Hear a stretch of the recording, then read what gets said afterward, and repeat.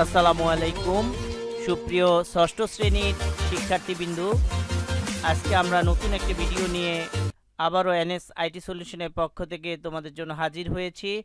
আজকের এই ভিডিওতে আমরা তোমাদের জন্য আলোচনা করব ষষ্ঠ শ্রেণীর চতুর্থ সপ্তাহের অ্যাসাইনমেন্ট সমূহ নিয়ে। আমরা এখানে শিরোনামে দেখতে পাচ্ছি যে ষষ্ঠ শ্রেণীর চতুর্থ সপ্তাহের অ্যাসাইনমেন্ট সমূহের বিষয় হচ্ছে ইংলিশ, বিজ্ঞান, বাংলাদেশ ও বিশ্ব পরিচয়। সুপ্রিয় শিক্ষার্থী, তোমরা এখনও যারা আমার এই চ্যানেলটি সাবস্ক্রাইব করো নাই, আমার এই চ্যানেলটি সাবস্ক্রাইব করবে এবং পাশে থাকা নোটিফিকেশন বেলটি অন করে দিয়ে আমার চ্যানেলে আপলোড করা ভিডিও সবার আগে পেতে আমাদের সাথে থাকবে। এবং যারা ইতিমধ্যে আমার এই চ্যানেলটি সাবস্ক্রাইব করেছো তাদেরকে অসংখ্য ধন্যবাদ।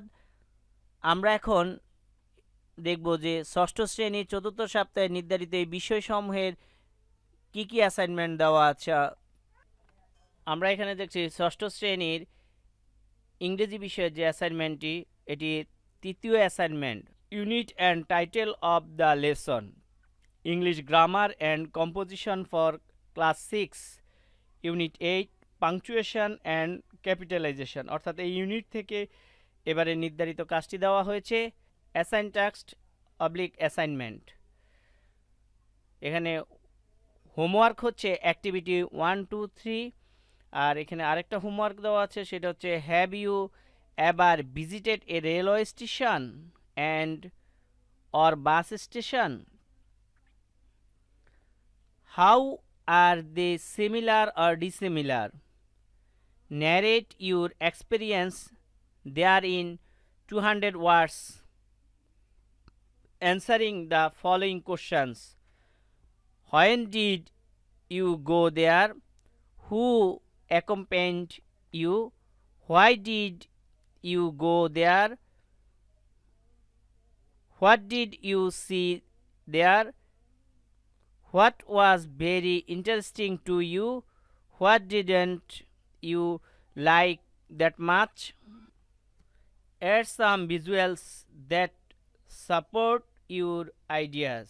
এখানে বলা হয়েছে যে রেল স্টেশন অথবা বাস স্টেশনে যদি তুমি ভিজিট করে থাকো তাহলে তোমার এই কোশ্চেনগুলোর আলোকে তোমাকে 200 ওয়ার্ডের মধ্যে একটা প্যারাগ্রাফ, অর্থাৎ তোমার এক্সপিরিয়েন্সটা, এখানে তোমাকে 200 ওয়ার্ডের মধ্যে তোমাকে তোমার এক্সপিরিয়েন্সটা শেয়ার করতে হবে।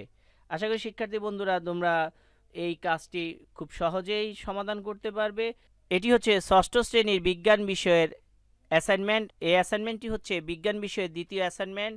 অধ্যায় ও বিষয়বস্তু শিরোনাম হচ্ছে সপ্তম অধ্যায়ে পদার্থের বৈশিষ্ট্য এবং বাহ্যিক প্রভাব। এখানে পার্ট 1 থেকে 3 পদার্থের বৈশিষ্ট্য ও শ্রেণীবিন্যাস, পার্ট 4 থেকে 6 ধাতু ও অধাতুর বৈশিষ্ট্য, পার্ট 7 থেকে 8 ধাতু ও অধাতুর বিদ্যুৎ পরিবাহিতা।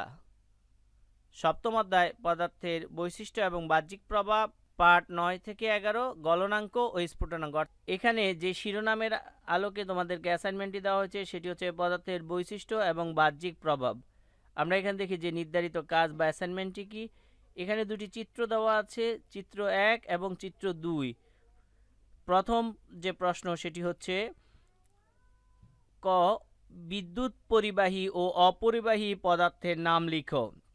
খ, বিদ্যুৎ পরিবহনে তামার তার ব্যবহারের কারণ কি? ঘ, উদ্দীপকের প্রথম চিত্রে মোম গলে পড়ার পরবর্তী অবস্থা ব্যাখ্যা করো। ঘ, চিত্রের পদার্থ দুটির গলনাঙ্ক ও হিমাঙ্ক কি একই? পাঠ্যপুস্তকের আলোকে বিশ্লেষণ করো। সুপ্রিয় শিক্ষার্থী, আশা করি তোমরা তোমাদের বিজ্ঞান এই অ্যাসাইনমেন্টটি সপ্তম অধ্যায়ে তোমাদের যে মেইন বই অর্থাৎ পাঠ্য বইয়ের আলোকে তোমরা এই অ্যাসাইনমেন্টটির কাজ সম্পূর্ণ করতে পারবে। এটি হচ্ছে ষষ্ঠ শ্রেণীর বাংলাদেশ ও বিশ্ব পরিচয়ের অ্যাসাইনমেন্ট। আর এটি হচ্ছে বাংলাদেশ ও বিশ্ব পরিচয়ের দ্বিতীয় অ্যাসাইনমেন্ট। অধ্যায় ও বিষয়বস্তুর শিরোনাম হচ্ছে একাদশ অধ্যায় বাংলাদেশের শিশুর বেড়ে ওঠা ও প্রতিবন্ধকতা। ত্রয়োদশ অধ্যায় টেকসই উন্নয়ন এসডিজি। এখানে যে নির্ধারিত কাজ বা অ্যাসাইনমেন্টটি দেওয়া হয়েছে সেটি হচ্ছে তোমার পরিবারের সদস্যদের কোন কোন কাজ টেকসই উন্নয়নের অন্তরায় তা চিহ্নিত করে একটি প্রতিবেদন উপস্থাপন করো। আর এই উপস্থাপনের বিষয়বস্তুর মধ্যে কি কি বিষয় থাকতে হবে সেগুলো হচ্ছে ভূমিকা, টেকসই উন্নয়ন কি, টেকসই উন্নয়নের অন্তরায়, আচরণসমূহ, পরিবারের সদস্যদের আচরণ, ব্যক্তিগত মতামত এবং উপসংহার। অর্থাৎ এই বিষয়গুলো সমন্বয়ে এখানে একটি প্রতিবেদন উপস্থাপন করতে হবে। প্রিয় শিক্ষার্থী, আশা করি তোমরা তোমাদের এই পাঠ্য বইয়ের সহযোগিতায় তোমরা তোমাদের এই বাংলাদেশ ও বিশ্ব পরিচয়ের অ্যাসাইনমেন্টটি তৈরি করতে পারবে।